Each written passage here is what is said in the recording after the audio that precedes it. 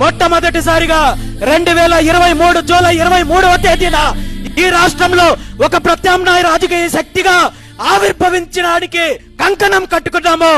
ఆనాడు BCY party ఆవిర్భావ సభలో నేను స్పష్టంగా ప్రకటన చేయడం జరిగింది. ఈ రాష్ట్రంలో ఉన్న బీసీలకు రక్షణ చట్టం తెస్తామని చెప్పి స్పష్టంగా ప్రకటన చేస్తే, ఈ ప్రకటనను ఆ తర్వాత సుమారు 3 నెలల కాలం తర్వాత కాపీ కొట్టి తెలుగుదేశం పార్టీ నారా లోకేష్ ఏదైతే పాదయాత్రలో బీసీలకు తప్పుడు హామీలిచ్చి బీసీలను మభ్యపెట్టే కార్యక్రమం చేశారు. ఈ ఆలోచన నారా లోకేష్ నాయుడుతో తెలుగుదేశం పార్టీతో కాదు, 100% బీసీవై పార్టీ మొట్టమొదటిసారిగా ప్రకటించింది. మీరు కావాలంటే రికార్డు చెక్ చేసుకోండి. అదే విధంగా ఆనాడు ప్రకటించిన అనేక అంశాలు కూడా తెలుగుదేశం పార్టీ కాపీ చేయాలని చూసి ప్రజలను మభ్యపెట్టే కార్యక్రమం చేసింది.